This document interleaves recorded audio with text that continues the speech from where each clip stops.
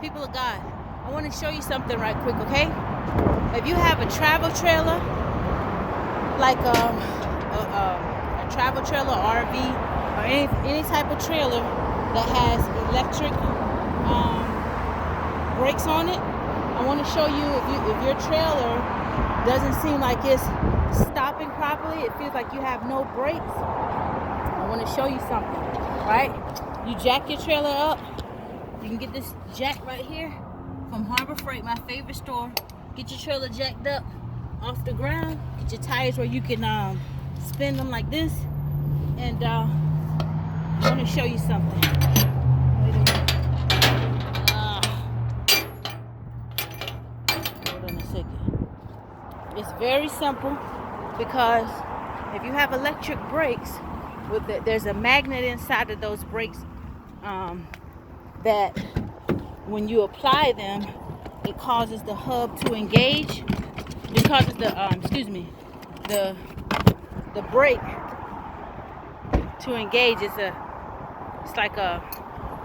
not like a regular brake pad. It's a disc brake. It's like a shoe.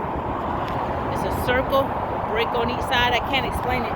Got my phone in hand, and when you apply the brakes, one part of that magnet catches, the magnet catches onto the hub, and what it does is it slides that brake out, right? So, and it pushes it against the hub, and therefore that's what stops your brakes.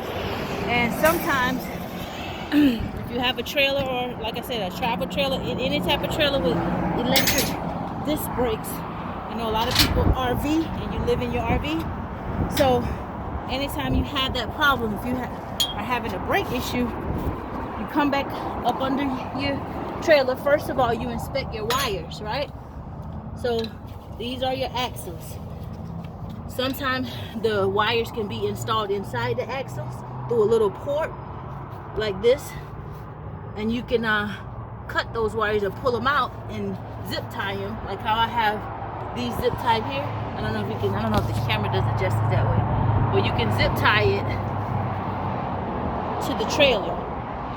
That way you can inspect your wires periodically and see them, because sometimes these wires, they get the insulation, it rubs off, and the wires, they just get corroded, and you need to cut it. So if you're losing trailer brakes, you want to inspect your connections. If all of your connections are connected, like you see these wires connected, then 9 times out of 10, what your problem is, your brakes need to be adjusted, and you need something like this.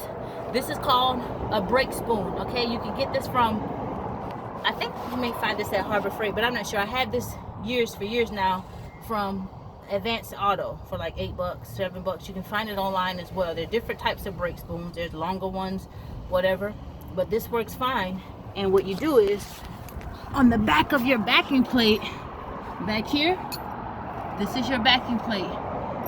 Right up under here, this whole thing right here is your backing plate. And you see these 2 ports right here? Let me see if I can show it from this angle. You see these 2 ports right here? You would just pop one of these off like that, and you stick that brake spoon in there. There's an adjuster.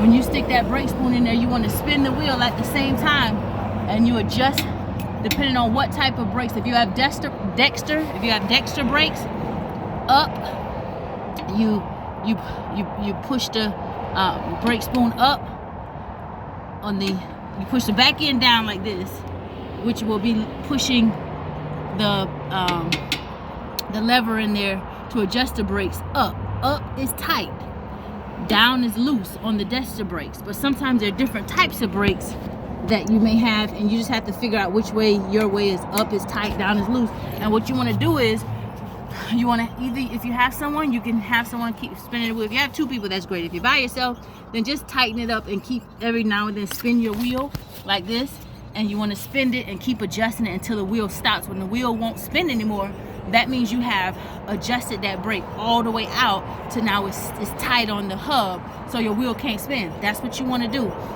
Once you adjust it all the way out like that, then you go back down 2 to 3 notches, and then you spin it where it can spin again, and you want to listen for a slight drag.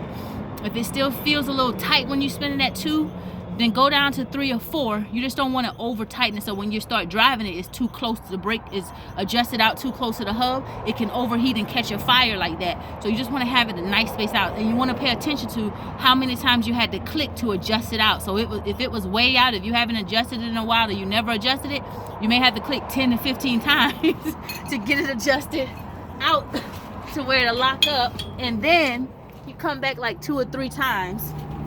Dexter brakes are the best.